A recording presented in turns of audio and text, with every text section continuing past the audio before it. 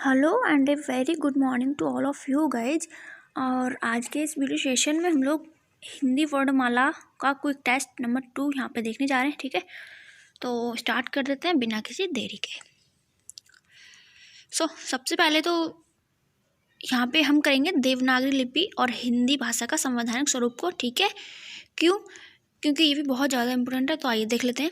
And इसके 10 question हैं लगभग, उसके बाद वर्णमाला पे चलेंगे। ओके, जो क्वेश्चन नंबर 34 है वो कह रहा है आपसे कि देवनागरी लिपि का सर्वप्रथम प्रयोग कहाँ पे हुआ था। तो सर्वप्रथम प्रयोग देवनागरी लिपि जिससे हमारी हिंदी भाषा का विकास हुआ है, तो इसका सर्वप्रथम प्रयोग हुआ था जयभट्ट के शिलालेख में। Option D is the right answer है। ठीक है, आगे बढ़ें। ओके, तो नेक्स्ट है कि पंजाब में हिंदी भाषा का प्रचार किसने किया था। तो पंजाब में हिंदी भाषा का प्रसार किया है श्रद्धाराम फिल्लौरी ने। ठीक है, श्रद्धाराम फिल्लौरी इनका नाम था जिन्होंने पंजाब में हिंदी भाषा का प्रचार किया। और ये श्रद्धाराम फिल्लौरी वही व्यक्ति हैं जिन्होंने एक प्रसिद्ध आरती ओम जय जगदीश हरे, ठीक है, ओम जय जगदीश हरे लिखी है। ओके, आगे बढ़ते हैं अब।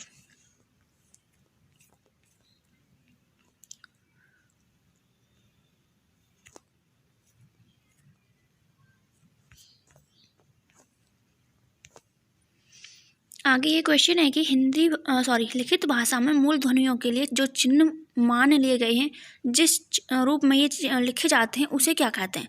तो उसको बोलते हैं लिपि। ठीक है, उसको बोलते हैं लिपि। ओके, और हिंदी आपको पता है देवनागरी लिपि में लिखी जाती है। अच्छा, पंजाबी किस में लिखी जाती है, और यहाँ पे मेंशन भी है। तो हिंदी तो देवनागरी में लिखी जाती है, पंजाबी गुरमुखी में लिखी जाती है, उर्दू को हम लोग फारसी लिपि में लिखते हैं, एंड अंग्रेजी का तो आपको पता ही होगा ऑलरेडी, रोमन लिपि में अंग्रेजी लिखी जाती है। ठीक है, आगे बढ़ते हैं। तो हिंदी भाषा को कौन कौन सी लिपि में लिखा जाता है, यहाँ पे ये पूछा है कौन सी लिपि में लिखते हैं हिंदी को। देखिए, पूछा गया क्वेश्चन है कई बार, एक बार नहीं। ठीक है, तो हिंदी देवनागरी में लिखी जाती है, बार बार रिपीटेड क्वेश्चन भी है। गुरुमुखी में पंजाबी लिखी जाती है। ठीक है, आगे बढ़ते हैं। भारतीय संविधान में हिंदी भाषा को मान्यता कब प्रदान की गई। तो ये 14 सितंबर 1949 को। Okay, option A is the right answer. 14 सितंबर 1949 को आर्टिकल 343 में हिंदी को राजभाषा माना गया है। ठीक है, और हिंदी देश की राज्य भाषा होगी ऐसा लिखा गया है 343 आर्टिकल में, लेकिन वो कॉन्स्टिट्यूशन के किस पार्ट में है ये आपको बताना है कमेंट सेक्शन में। ओके, कौन से पार्ट में है हिंदी के बारे में वर्णन हमारे कॉन्स्टिट्यूशन के, ये आपको बताना है। लिपि की आवश्यकता होती है। 39 का राइट आंसर क्या होगा। लिपि की आवश्यकता होती है भाषा को लिखने में। ठीक है, भाषा को लिखने में। Option B is the right answer.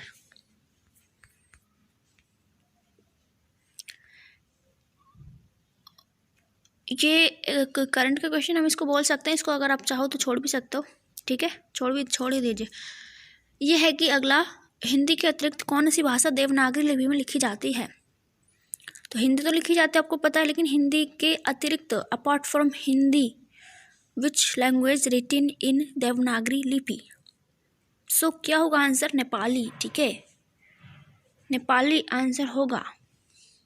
आगे चलते हैं। भारतीय संविधान में किस भाषा को राजभाषा के रूप में स्वीकार किया गया है। तो अभी हमने बात करी थी हिंदी भाषा को।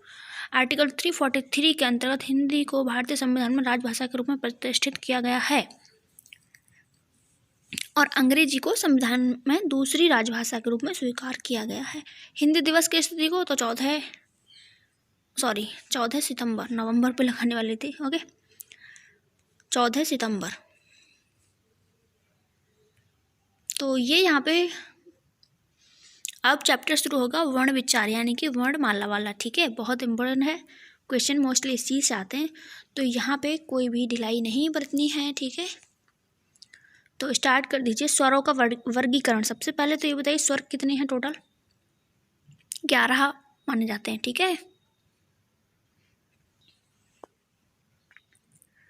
तो यहाँ पे क्वेश्चन नंबर 1 है कि वर्ण तालिका के अनुसार ह्रस्व, दीर्घ और प्लुत क्या है। तो क्या है ये स्वर हैं आपने सुना ही होगा ह्रस्व स्वर, दीर्घ स्वर और प्लुत स्वर। तो ये है स्वर, ठीक है। ह्रस्व, दीर्घ और प्लुत ये स्वरों के भेद हैं। और ह्रस्व स्वर कौन कौन से हैं? तो जो छोटे वाले होते हैं वो ह्रस्व स्वर होते हैं, जैसे आ, ई, उ और ऋषि, ठीक है। और दीर्घ स्वर कौन से हैं? तो बड़ा आ, बड़ी ई, बड़ा उ, ए, ऐ, ओ, औ, ये सब दीर्घ स्वर हैं। और प्लुत स्वर कौन सा होता है? जिसमें ज़्यादा टाइम लगता है, ठीक है। दीर्घ स्वर के बोलने के मुकाबले जिसमें ज़्यादा टाइम लगे उसको हम प्लुत स्वर की कैटेगरी में रखते हैं, ठीक है। और प्लुत स्वर के लिए ये एस आकार वाला ये जो साइन होता है इसको हम लोग प्रयोग करते हैं, राइट। जैसे इसका प्रयोग किसी को पुकारने या ओम में होता है, ठीक है। जैसे राम, वैसे मोस्ट नॉर्मली आप राम बोलोगे, लेकिन अगर प्लुत बनाना है उसको तो राम ऐसे खींच के बोलते हैं, तो वो प्लुत स्वर हो जाता है, ठीक है। अब आगे बढ़ते हैं। निम्न में दीर्घ स्वर कौन सा है? दीर्घ आपको बताना है, 2018 के एग्जाम में पूछा गया है, तो बताइए। दीर्घ आपको बताना है, इसमें से ऑप्शन ए राइट हो जाएगा यहाँ पे, ठीक है। ऑप्शन ए राइट हो जाएगा, दीर्घ स्वर। व्याख्या भी पढ़नी जरूरी है हर एक की। जिन स्वरों के उच्चारण में लघु स्वरों की अपेक्षा अधिक समय लगता है उन्हें दीर्घ स्वर कहते हैं, ये तो आपको पता ही है। और दीर्घ स्वर होते कौन कौन से हैं? तो बड़ा आ, बड़ी ई और बड़ा उ।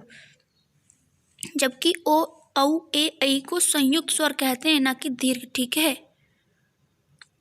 इन चीज़ों में बहुत ज़्यादा कन्फ्यूजन होता है कभी कभी। तो दीर्घ स्वर सिर्फ ये ही हैं, बड़ा आ, बड़ी ई, बड़ा उ। और ये जो हैं ओ, औ, ए, ऐ, ये संयुक्त स्वर हैं। किस किस से मिलके बनते हैं? तो ओ बनता है ए प्लस उ से मिलके, औ बनता है ए प्लस ओ से मिलके, ए बनता है ए प्लस आ प्लस ई से मिलके, और ऐ बनता है अ प्लस ए से मिलके, ठीक है। आगे बढ़ते हैं। संयुक्त स्वर भी आपने पढ़ ले। दंत्योष्ठ्य ध्वनि इसमें से कौन सी है? तो दंत्योष्ठ्य ध्वनि है इसमें से वा। ऑप्शन ए यहाँ पे राइट आंसर हो जाएगा, क्योंकि इसका उच्चारण जो है दांत और होठ से होता है, इसलिए इसको दंत्योष्ठ्य बोलते हैं। बाकी ये पै वर्ग में आ रहा है, तो ये ओष्ठ्य व्यंजन होगा। पै वर्ग ओष्ठ्य व्यंजन होता है, आपको पता ही होगा। और यह तालव्य व्यंजन है एंड रे वर्त्य व्यंजन है, ठीक है। आगे बढ़ते हैं। निम्न में कंठ्य वर्ण कौन सा है?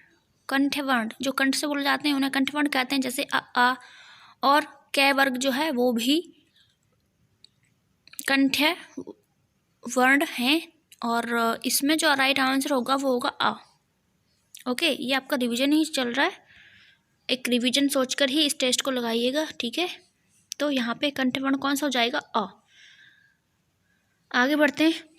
बाकी इनके बारे में तो आपको पता ही होगा। उ जो है ये ओष्ठ्य वर्ण है और ई है तालव्य, ठीक है। आगे बढ़ते हैं।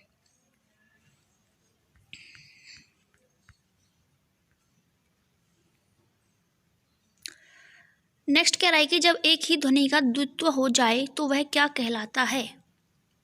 जब एक ही ध्वनि का द्वित्व हो जाए तो वह युग्मक ध्वनि कहलाती है। क्या कहलाती है? युग्मक। ऑप्शन बी यहाँ पे राइट होगा।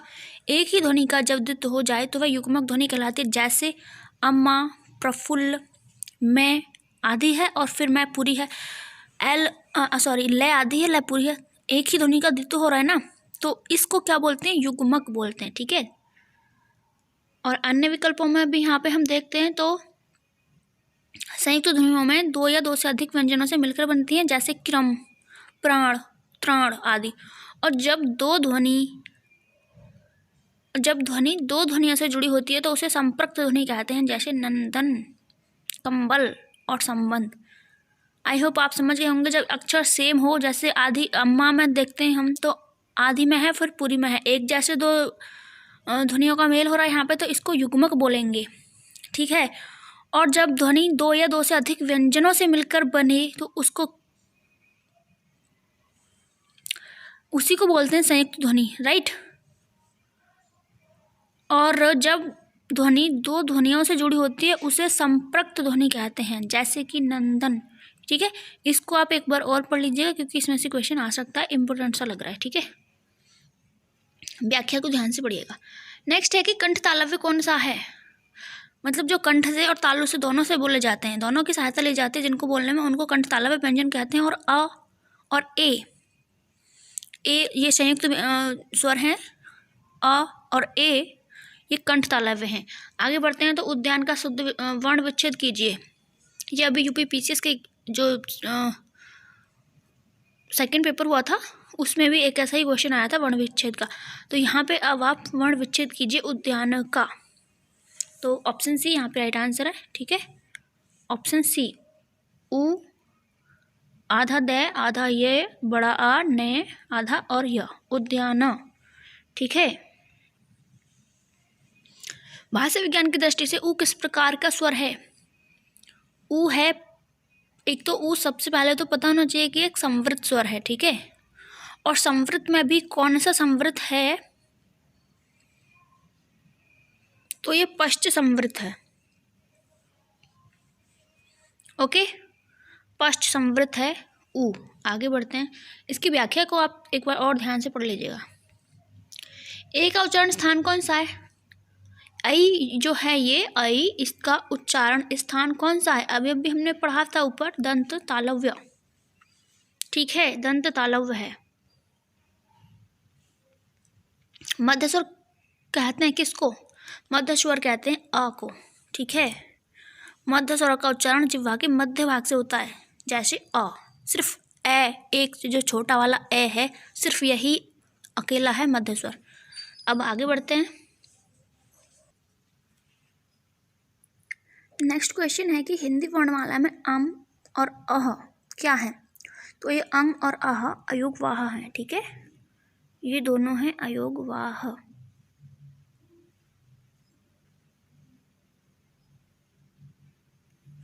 ओके, अयोगवाह वे वर्ण होते हैं जो ना तो स्वर हैं और ना ही व्यंजन है, इसीलिए इन्हें अयोगवाह कहा जाता है। और कहा किसने है इन्हें अयोगवाह? ये पता है ना आपको, आचार्य किशोरी दास जी ने कहा है। आगे बढ़ते हैं तो इनमें से कौन सा स्वर नहीं है? तो स्वर नहीं है, option D is the right answer. यही नहीं है स्वर। ठीक है, आगे बढ़ते हैं। स्वर कितने हैं? 11 हैं, हम पहले ही बात कर चुके हैं। अ आ ए ओ ओ ऋषि ए ऐ ओ औ, ये सारे स्वर हैं। ठीक है, आगे बढ़ते हैं। अब निम्न में से कौन सा संयुक्त स्वर है? संयुक्त स्वर की बात फिर से आ जाती है हमारे सामने। तो संयुक्त स्वर इनमें से कौन कौन से हैं? ऑप्शन डी यहाँ पे राइट हो जाएगा, ए ऐ ओ औ।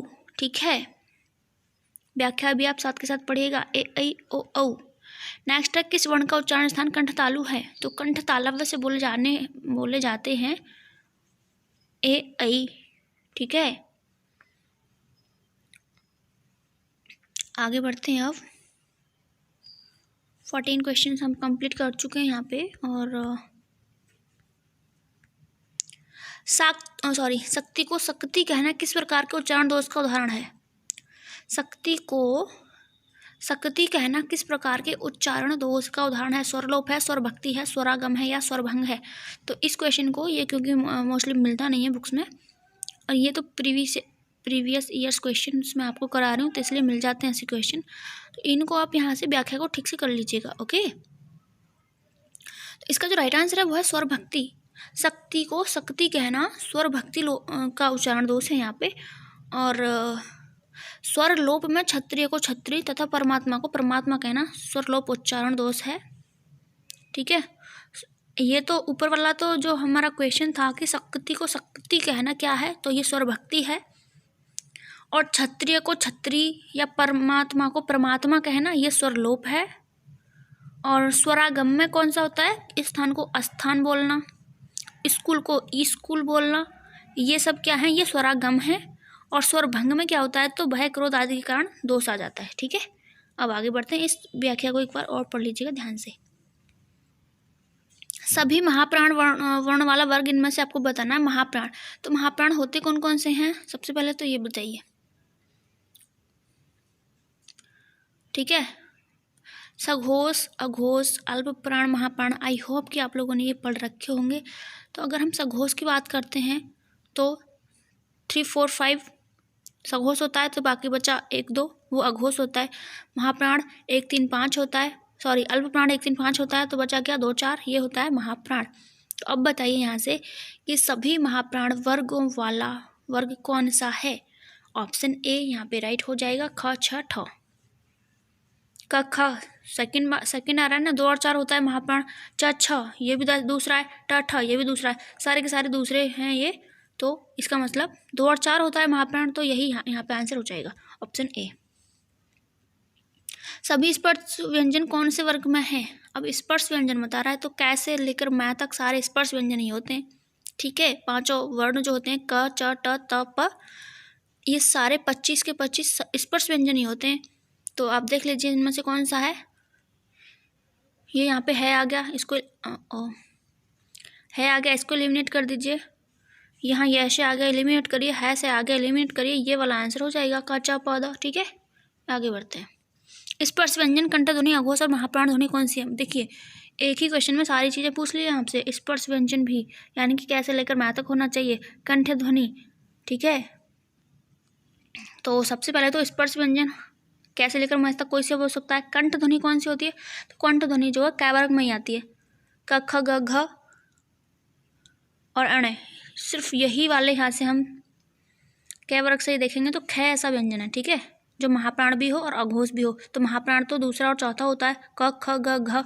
अब ऐसे देखते हम तो ये घ भी हो सकता है, ठीक है। क और ग को तो हमने एलिमिनेट कर दिया। महाप्राण देखें तो दूसरा और चौथा ख और घ हो सकता है, लेकिन अब ये यहाँ पे अघोष भी बोल रहा है, तो अघोष कौन से होते हैं? अघोष कौन से होते हैं?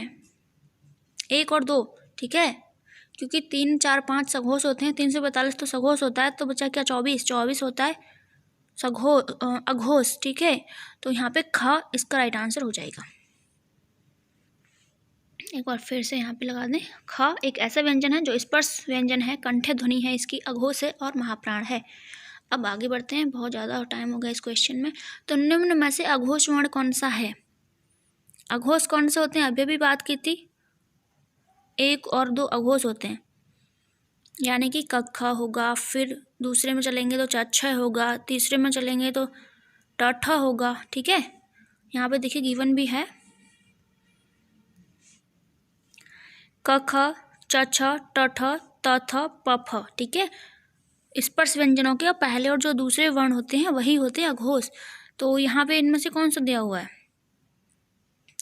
पे यहाँ पे दिया हुआ है, तो पे आपका राइट आंसर हो जाएगा। आगे बढ़ते हैं, 19 क्वेश्चन कंप्लीट हो चुके हैं हमारे, पूरी वर्णमाला इसमें आपकी रिवाइज हो जाएगी, ठीक है। महाप्राण कौन सा है? तो महाप्राण कौन से होते हैं? अभी बात की थी, 1 3 5 अल्प प्राण होते हैं, 1 3 5 और 2 4 होते हैं महाप्राण, ठीक है। 2 4 होते हैं महाप्राण। तो बताइए इनमें से दूसरा चौथा कौन सा है? ख घ छ झ ट ठ थ ध फ भ, ये आ गए ना यहाँ पे दूसरा और चौथा। हर एक कचट तप आपने पढ़ा ही होगा, कचट तप में से सारे के सारे में से ले लिया दूसरा और चौथा। अब आप देख लीजिए कहाँ से दूसरा या फिर कोई चौथा वर्ण आ रहा है, तो कौन सा आ रहा है? भ आ रहा है, ठीक है। भय यहाँ पे हो जाएगा राइट आंसर, महाप्राण व्यंजन है भय। आगे बढ़ते हैं, तो अंतःस्थ व्यंजन कौन से होते हैं? अंतःस्थ व्यंजन होते हैं जो स्पर्श व्यंजन के बाद अगली वाली लाइन आती है य र ल व की, ठीक है। स्पर्श व्यंजन 25 होते हैं, उसके बाद एक लाइन और आती है 4 वर्णों की, य र ल व, वो होते हैं अंतःस्थ व्यंजन। और उसके बाद अगली वो जो 4 वर्णों की एक और लाइन आती है वो होते हैं ऊष्म व्यंजन, ठीक है। तो य र ल व में से यहाँ पे कौन सा दिया हुआ है? य, ओके। जब 2 व्यंजन एक साथ मिलते हैं तो क्या कहलाते हैं? 2 व्यंजन एक साथ मिलेंगे क्या कहे जाएंगे? संयुक्त व्यंजन कहे जाएंगे। अब संयुक्त व्यंजन 4 होते हैं, कौन कौन से होते हैं? छ त्र ज्ञ और श्र। किस किस से मिलकर बने होते हैं? आधा का और से। अच्छा, अभी एक एग्जाम में क्वेश्चन आया था कि 6 वर्ण किसके बाद आता है, पीसीएस में ही आया था, पीसीएस के सीसेट वाले सेकंड पेपर में, कि जो 6 है वो वर्णमाला में किस व्यंजन के बाद आता है? तो 6 आता है का के बाद, ठीक है, का के बाद। तो आप यहाँ पे देखिए 6 वर्ण किससे मिलकर बना है? आधा का और से, ज्ञ मिला है आधा जय और इय, त्रय आधा तय और रे, श्र आधा से और रे से मिलकर बना है। तो इस पे भी एक सेपरेट क्वेश्चन आपके एग्जाम में आ सकता है, याद रखिएगा। आगे बढ़ते हैं, प फ ब भ म व्यंजन कौन से होते हैं ये? प आप बोल के देख लीजिए, ओष्ठ व्यंजन निकल के आता है ये, ठीक है। ये हैं सारे के सारे ओष्ठ व्यंजन, प फ ब भ म। ओके, आगे बढ़ते हैं।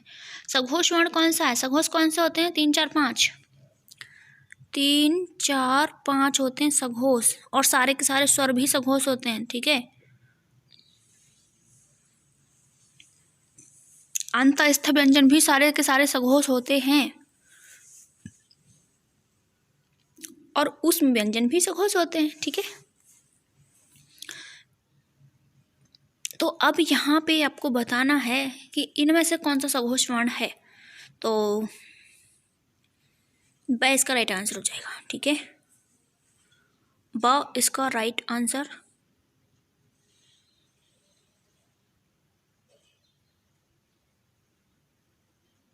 ओके, आगे बढ़ते हैं। इसकी जो व्याख्या है उसको आप ध्यान से पढ़ लीजिएगा, आपकी सारी की सारी रिवाइज हो जाएगी। वर्णमाला, उसमें व्यंजन कौन से हैं? तो उसमें व्यंजन होते कौन कौन से?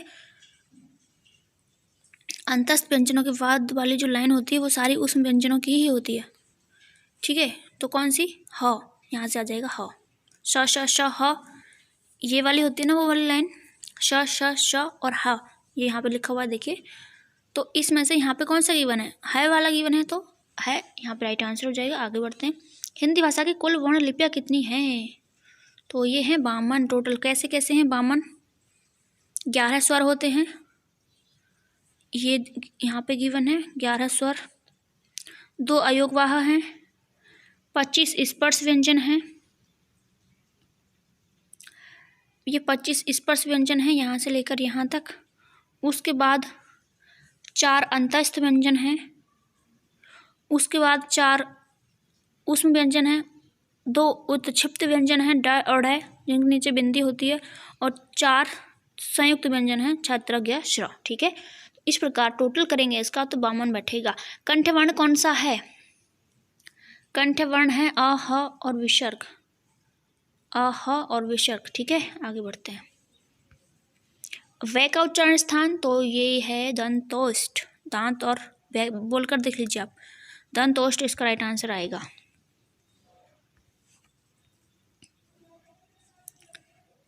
नेक्स्ट है कि अघोष वर्ण इनमें से कौन सा है? तो सबसे पहले बताइए अघोष कौन से होते हैं? 1 और 2, 1 और 2 होते हैं अघोष, ठीक है। 3 4 5 तो सघोष होते हैं, तो इसमें से कौन सा जो हो जाएगा? ए तो आप एलिमिनेट कर दीजिए क्योंकि ये तो सघोष होते हैं, ठीक है। यहाँ से जो राइट आंसर हमको मिलेगा वो मिलेगा श। आगे बढ़ते हैं। हिंदी वर्णमाला में 6 से डैक के बीच कौन सा अक्षर है?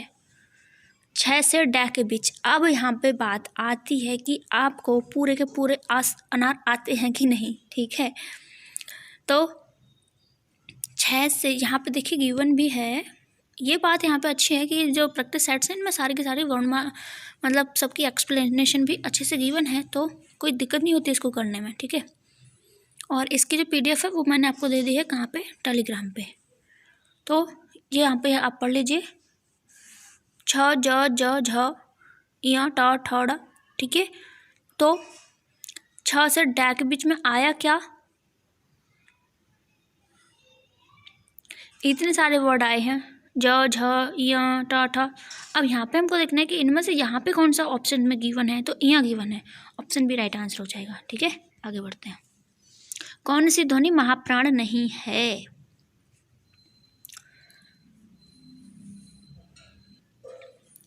तो महाप्राण यहाँ पे कौन सी ध्वनि नहीं है? जय यहाँ पे महाप्राण नहीं है, ओके। जय राइट आंसर हो जाएगा। व्याख्या पढ़ लीजिएगा। श का उच्चारण स्थान कौन सा होता है? श का उच्चारण स्थान है तालु, ठीक है, तालु है। आगे बढ़ते हैं। एक बार वर्णमाला को पूरा, मतलब ये तो मैं सिर्फ क्वेश्चन करा रही हूँ, वर्णमाला आपको एक बार कंप्लीट कर लेनी है जो भी बुक आपके पास हो उसमें से, ठीक है। और अगर आप कहें कि आपके पास नहीं है तो मैं उसका पूरा PDF आपको सेंड कर सकती हूँ।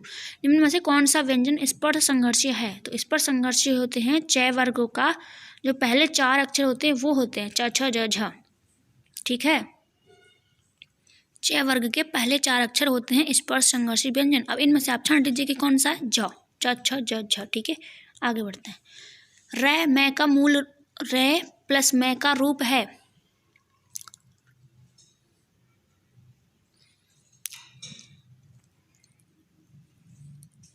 रै प्लस मैं का रूप जो रै उड़ने वाली होती है वो है, जैसे कर्म है, धर्म है, शर्म है इत्यादि। तो ये क्वेश्चन थोड़े से हमको एग्ज़ाम में कन्फ्यूज करते हैं, तो ऐसे क्वेश्चंस को भी आप पढ़ के जाइएगा ध्यान से। तो यहाँ पे राइट आंसर होने वाला है सी। ठीक है,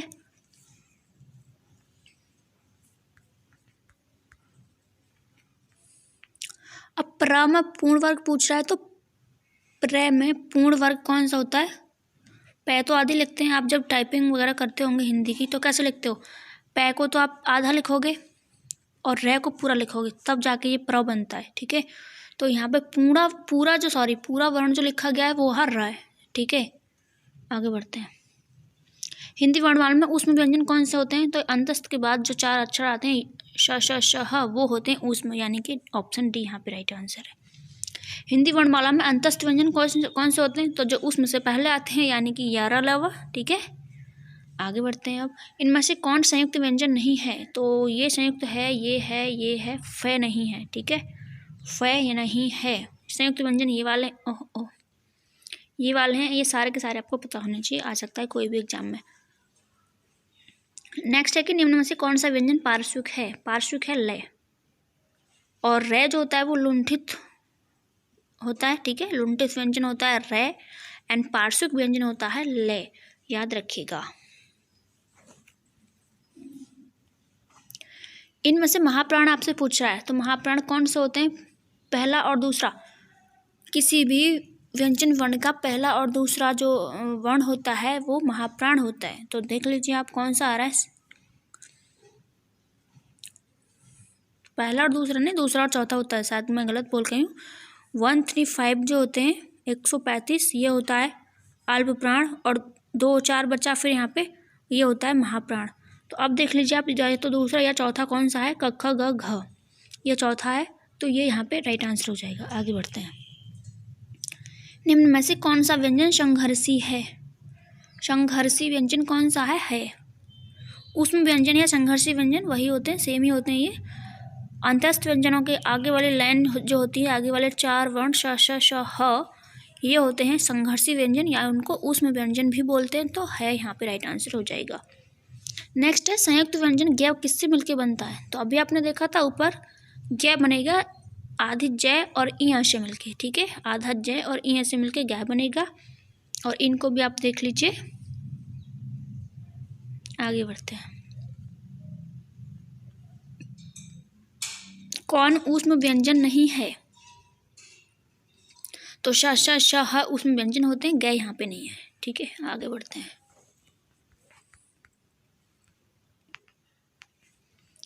वह कैसा व्यंजन है? तो य र ल व वहाँ पे आ रहा है, तो ये अंतस्थ व्यंजन है। Option B is the right answer. Hindi शब्दकोश में 6, यस यही क्वेश्चन आया था अभी UPPCS के CSAT में। ये क्वेश्चन आया था कि हिंदी शब्दकोश में 6 का क्रम किस वर्ण के बाद आता है? तो कै के बाद, इसको ध्यान रखिएगा। ठीक है, कै के बाद आता है 6। कौन टै वर्ग में नहीं आता है? तो ट ठ ड ढ ण, ट ठ ड ढ ण, ध नहीं आता है। ध किस में आता है? तै वर्ग में आता है, थ थ द ध न। ठीक है, तो ध इसका राइट आंसर हो जाएगा। अब हिंदी वर्णमाला में व्यंजनों की संख्या आपको बतानी है। ठीक है, हिंदी वर्णमाला में व्यंजनों की संख्या बतानी है, गलत मत बताइएगा, ये इसको बताना है आपको कमेंट सेक्शन में। और वर्णमाला आपकी कंप्लीट हो चुकी है, काफ़ी अच्छे क्वेश्चंस थे। तो आपको कैसा लगा बताइएगा ज़रूर, एंड प्लीज़ शेयर कर दीजिएगा। ठीक है, सो देखने के लिए धन्यवाद। मिलते हैं आपसे नेक्स्ट लाइव सेशन में, लाइव नहीं वीडियो सेशन में। तब तक के लिए नमस्कार।